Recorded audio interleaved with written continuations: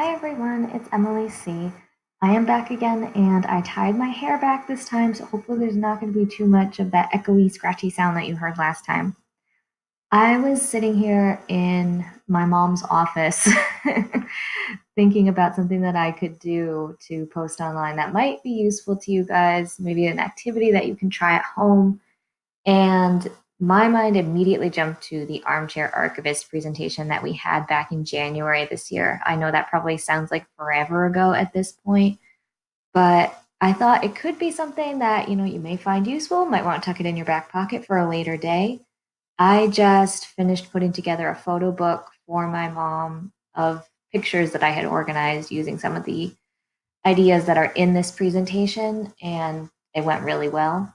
She liked it a lot. So if you are finding some spare time where you want to work on something, you don't really know what to do, maybe digging into your collection of photos is the way to go. I know that it can be incredibly time consuming.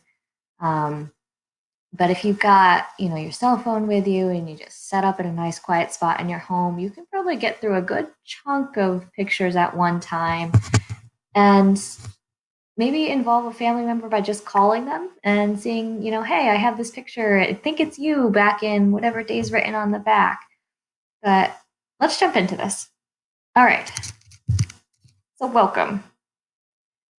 Basically, this page is just a little bit about who I am, why I am qualified to talk about these things, if you think I am qualified to talk about these things. As a little background on myself, I graduated from Simmons College in 2015 with a master's degree in library and information science and a concentration in archives and archives management. I have worked at the Duxbury Rural and Historical Society and at the Perkins School for the Blind as a student intern. Particularly at Perkins, I had a lot of fun. Not that I did it at Duxbury, but also at Perkins. I had a lot of fun working on the Nella Brady-Henny and Helen Keller collection.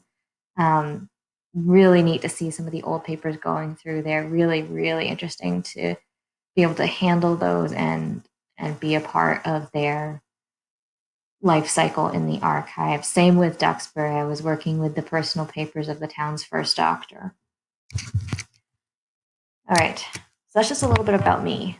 Now, let me jump into why do we save photos? I think this is a really important thing that we don't talk about too often when we're considering, but it's a point that you should keep in the back of your mind while you're going through all your pictures. So why do we save photos? First off, it's the intrinsic value of the image. Something has personal meaning to you. You save it because it evokes a more memory, or it reminds you of someone maybe who's passed or who's no longer in your life for whatever reason. Sometimes you want to save it for your family, for the next generation, or a niece or a nephew, or a brother or sister. And sometimes you get those photos that you save just because you're there. I know you are scrunching your eyebrows right now, but you definitely do it too. I know I have about 50 on my phone that are just misfires of like my hand, but I didn't feel like deleting it. It's harder with the paper pictures because then you also get the ones where it's like, let me take this test picture in the corner to see if this Kodak instant camera really worked, and you have a whole collection of those. All right.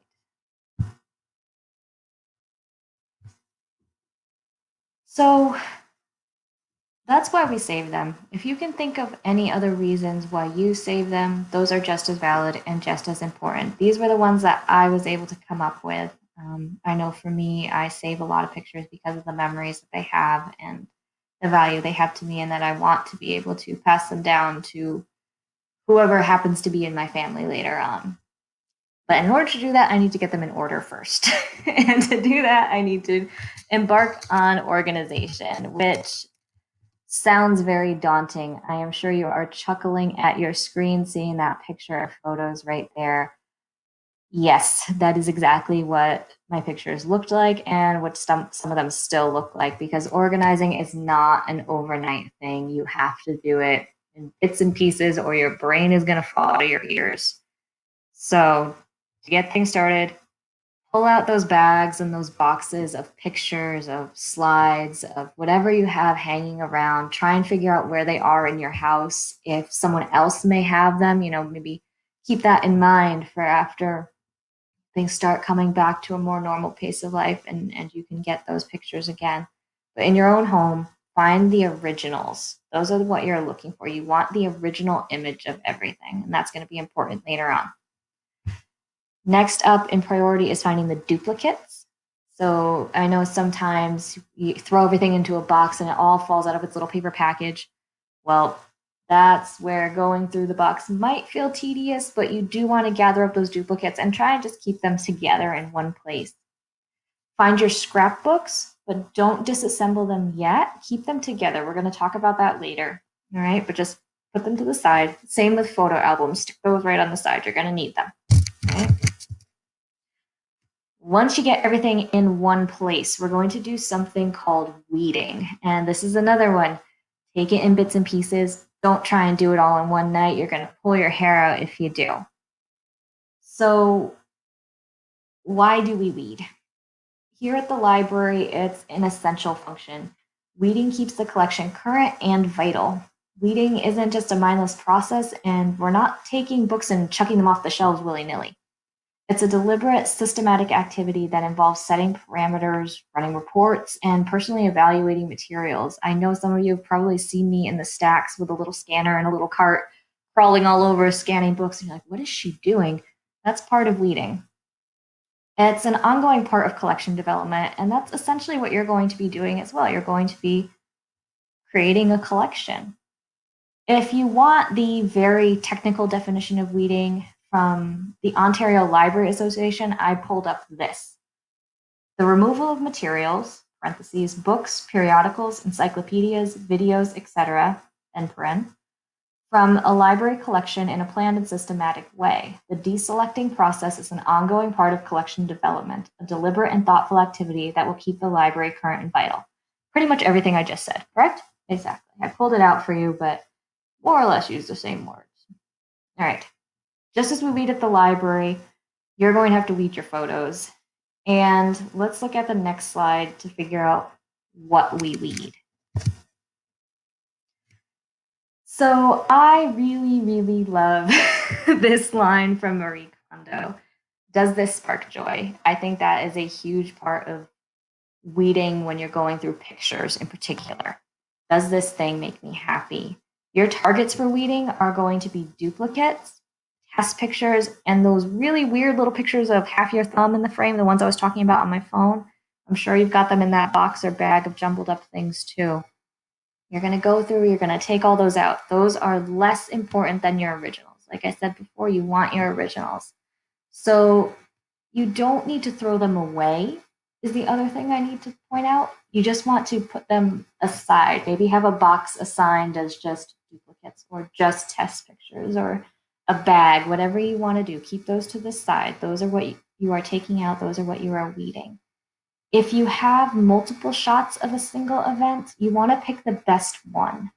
So, if one's a little blurry, maybe set that one aside, but keep the one that's a slightly different angle, but much better quality, and grandma's face is in perfect clarity, right? When you're deciding what to weed, something to keep in the back of your mind is value, quality, and quantity. The value, how much value it has to you. The quality, like I said, is grandma's face clear or is it kind of blurry? And quantity, how many of these do you have? So if you have 5 pictures of your dog from 5 different angles and you want to create a organized collection of just pictures of your dog throughout his life, try and pick between those 5 pictures from that one day the best one in terms of its value to you, its quality, things like that. All right? So that's weeding. I know I made it sound really simple. It is not. It is very daunting. Could be a good activity if you just have a rainy day and you're like, I just want to do something that's kind of, nice on my brain, but also kind of mindless, because you'll see pictures of, friends, family. That'll be a good feeling to have, to look at, to reminisce about. But also you don't need to devote too much heavy duty critical thinking to it. This thing's blurry. put to the side. This thing has, half my face cut off, put to the side. So I just talked about this. What do we do with weeds? Again, don't throw them out. You could put them in a new photo album if you want. That's a pretty fun thing to do. You can come up with some wacky, odd pictures when you do that. So definitely keep them to the side. Don't get rid of them. Don't cut them up unless you have some reason to. All right. Now, things to look out for. This is why I mentioned scrapbooks before. So scrapbooks can be incredibly, incredibly tricky just because it's very difficult to remove paper and photos, like to take photos off of paper if you don't know what adhesive was used.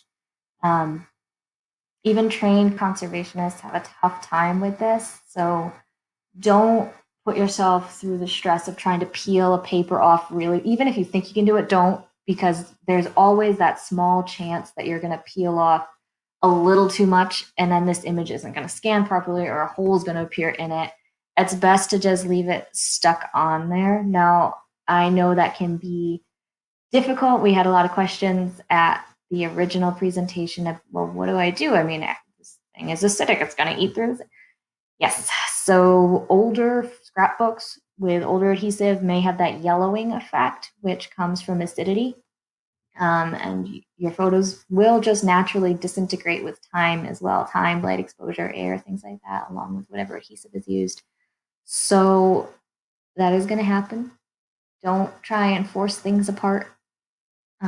If it's already falling off and it's barely hanging on there, it might be okay to just kind of give it a little nudge to see if it will come off, but don't force it in any way because you don't want to risk losing something or something tearing, especially if it's a one-of-a-kind image. That's why a flatbed scanner is going to be your absolute best friend.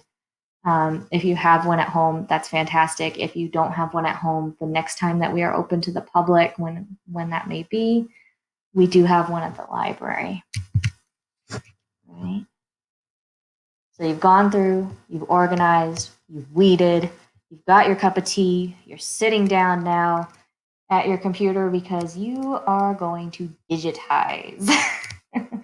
Now, this is also another, all of this is a time consuming process. This one can be a little bit more so because you really are paying more attention during this stuff to make sure you're getting the clearest scan possible, right? So before I get into this slide, actually, I just want to say sorry for the amount of times I am about to say DPI. For those of you who aren't familiar with this term, DPI stands for dots per inch. When you scan an item, you're converting an object with physical dimensions to digital pixel dimensions. For the image you scan, one scanning dot is equal to one digital image pixel. All right. So what is digitization?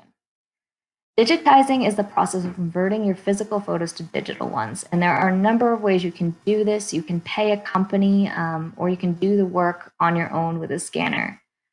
If you have home videos, you can also do this on your own at home or send it away. So this is applicable to videos as well.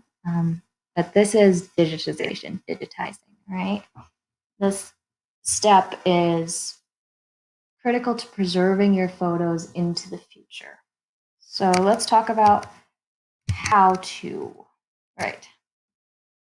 So about scanning your photos. Now, there are charts and converters out there that will let you know the exact optimal DPI to scan your photos at. I'm not going to go into those, but you should know that they exist and we can definitely help you figure them out if you're using, we can definitely help you figure out if you're using a reliable source if you do decide to hunt down those charts.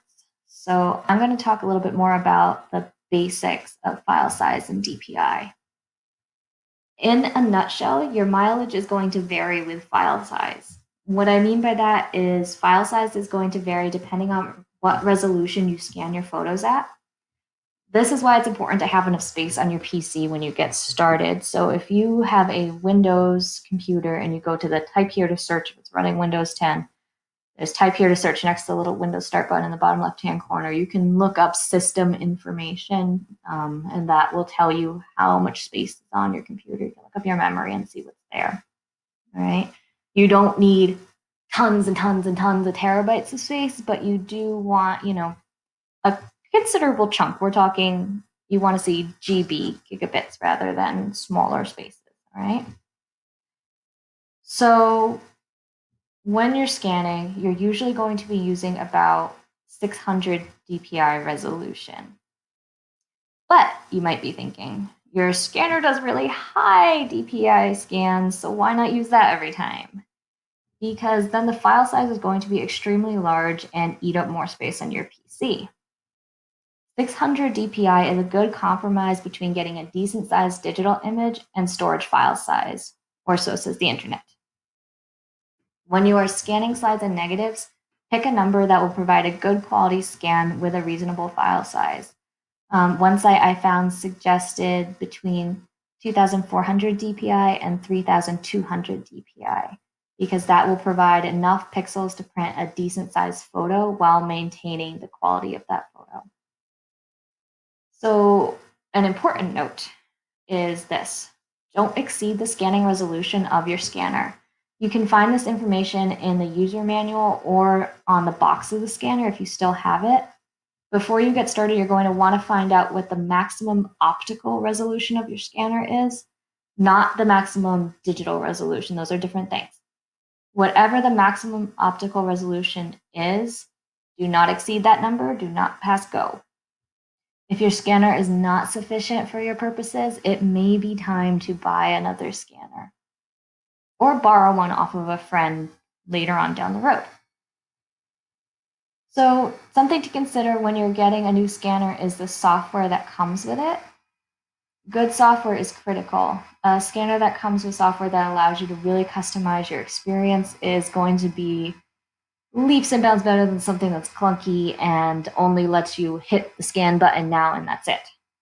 There are some out there that let you do things like enhance shadows or pick the source film type. So, like, pick this was taken with Fuji Chrome, this was taken with Kodachrome, etc., which all help to better the quality of the scan. So, having a scanner with good, flexible software is going to provide better results than using a scanner that doesn't. So, naming is the next part of this. Let me see. Yes, best practices. I am on the right slide. All right, checking myself. It's been a while since I've done this. Naming.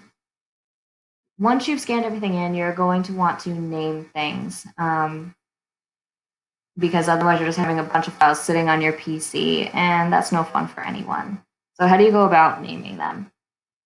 Some best practices that I like to just point out are giving individual photos descriptive file names. Be consistent with whatever naming scheme you choose. If you are labeling everything by date, like January 1, 2020 dash Harwich, don't change midway to Jan.2020, Harwich. Consistency is key. Once you've named your photos, start putting them into folders with clear names. Create a file structure that makes sense to you, and I cannot stress that enough. Make sure it makes sense to you. It doesn't need to make sense to anyone else but you at this stage. You need to make sure you can walk away from this and walk back to it whenever you please and not feel like, oh boy, I need a running notes list of where I was on this, right? You can also tag photos.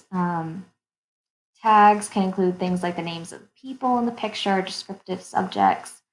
There are ways to do this on Mac and Windows 10 with built-in software to both systems. If anyone is interested, leave a comment on our Facebook page and I will track those down and forward them to you. If you want, you can also write a brief description of the directory structure and the photos for reference and save it as a text file or handwrite it. So if those pictures that you're naming and the folders that you're creating, if you want to make like an actual written out tree on how you did everything, that's completely legitimate. Go ahead, have fun doing that. That's a great way to stay organized if you want to. My bottom line in all of this is that when you get to the naming stage, you need to be consistent and use something that is easy for you to remember.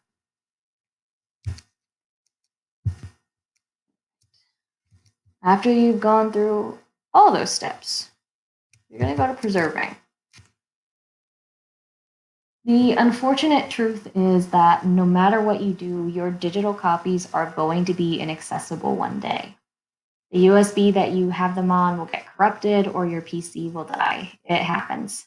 Technology has a relatively short lifespan. Just look at your smartphone. I mean, mine updates how often, and then I end up having to get a new phone every, what, 3 to 5 years at this point, even less sometimes for some people. So, this is why preserving your photos is just as important as digitizing them in the first place. We want them to go on into the future. We want our family to see them. We want to be able to look back at them when we're older. So we have to fight digital obsolescence and time.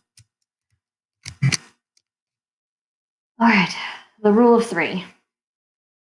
When you get to this step in the process of archiving your pictures, you're going to always want to abide by the rule of three. And the rule of three states have 3 full sets of your photos, store them on 3 different storage devices, and store them in 3 different places, one of which being off-site. Why do we use the rule of three? Honestly, it's because of nightmare scenarios. Your house burns down, everything in your house, your computer, your backup hard drives are all lost, but your recovery is the offsite backup. Or your house gets hit by lightning. If you get a direct hit or a very near hit, no surge protector in the world is going to protect your electronics from that. But thankfully, you've got that offsite backup. Don't underestimate the possibility of human error. You make a mistake on the files and accidentally erase all that work you just did. It could happen. You might think the likelihood of any of these situations is very low, and maybe it is, but that's why the rule of three exists, just in case you do happen to fall into that 1 out of 1 million situation. And actually, one final piece of advice on if you want to edit your photos, always use a copy and not the original digital photo. Your originals are your negatives. They should always remain intact. You can do things like rename them or add notes to them, but you should never ever adjust sharpness, crop, or adjust the brightness. Nothing like that. No filters, none of that. Anything that alters the quality of the photo needs to be done to a copy. So again, just one more time, with emphasis, with feeling, always do editing on a copy. Storage options. Oh, those graphics are terrible. All right, so what do you keep all these things on? You're probably sitting there rubbing your head at this point, like, this is more trouble than it's worth. You have storage options. It's okay. I'm going to talk you through this part of it, all right? Whatever device that you end up going with, keep in mind that you're going to need to refresh it on a regular basis. So this can be as often as you feel comfortable with, but the recommendation out there seems to be somewhere between every 10 to 15 years. Yes, 10 to 15. CDs and DVDs are no longer recommended as backup options for archival storage. If this is all that's accessible to you, that's fine. You can go ahead and use them. The storage options we're going to talk about, though, are USB flash drives and EHDs, external hard drives, and the cloud. All right, so whenever you hear me say EHD, I mean external hard drive. I'll try to say external hard drive. All right, I'm going to make an assumption here that most of us have encountered a flash drive before. If you have not, it is those small little thumb drive, jump drive things you sometimes get handed them out for free at the bank. They're not very big. They're maybe the size of your pinky finger or shorter. And they say like 1 gigabyte, 500 megabytes on it, something like that, for you to just quickly plug into a USB slot on your computer and move files onto it. Right? That's a flash drive. External hard drives, though, those ones are a little bit newer to just general everyday speech. They're basically a giant flash drive. When you're looking for your first HD, you want to start with one that has the capacity of at least double the amount of data that you want to back up. So this is where looking at that file size info is really important. You're going to look at all those pictures that you took together, see how big it is, and then double that before you go out and buy an external hard drive. We talked a little bit about file size before, and basically, let's just do a ballpark right now and say you're going to back up every photo you took. So let's say you're going to want an EHD that has 1 to 2 terabytes of space. Just to give you an idea of how much space that is, your photos are like pennies, and a terabyte is like $100 bill. It's a lot of pennies to get to $100 bill. All right. When you're looking for an external hard drive, you should also try and get one that, if it does automatic backups, stores the data exactly as is. So avoid ones that compress folders and put them in strange little formats. It normally says that kind of information on the box or in the description of the item when you're reading it online. You also want to stick to ones that are from familiar suppliers. So Western Digital is a good choice. There's a bunch out there. If you have any questions, you can email us and we'll let you know, like, this is one that we would consider at the library. No, this isn't really one that we would suggest. We're happy to give you that kind of information. You're going to get your external hard drive, you'll plug it in, you'll start getting ready to copy photos over. And once you've done that first backup, you're going to want to stick to some sort of schedule going forward. You don't want to just back up your files once and leave your external hard drive sitting there for 10 years. Every month or a handful of months, back up each of them again and keep to a regular schedule. On the second Friday of every other month, I'm going to back up my things. Mark that off on your calendar, put it as a reminder in your phone. Doing this ensures that you've captured any new photos you might have digitized, and it refreshes the data. You'd hate to have something happen and then find out that the external hard drive you were banking on to have your photos is corrupted. Another option aside from external hard drives is the cloud. So you probably hear about the cloud a lot. I'm not going to tell you what the cloud is, just because that's a totally different topic, and we can maybe do a whole video on that another time. But my best advice for using cloud storage is to just go ahead and do your research. Look for something that lets you easily retrieve your photos at any time, something where you can see them unaltered, and then, if possible, store them in the same file format that you have on your PC. It isn't always an option, so cloud storage may require some manual work on your part for recreating those file folders, but those are kind of what you want to look for. You want to check and make sure the service you're using isn't compressing your photos. And you can do a quick check by uploading something to it, downloading it, and then comparing the two versus the original. They should be identical. If not, then you want to choose a different service.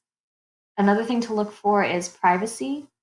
Make sure that your data is encrypted, meaning it's safe and only you and the service can see what's on there.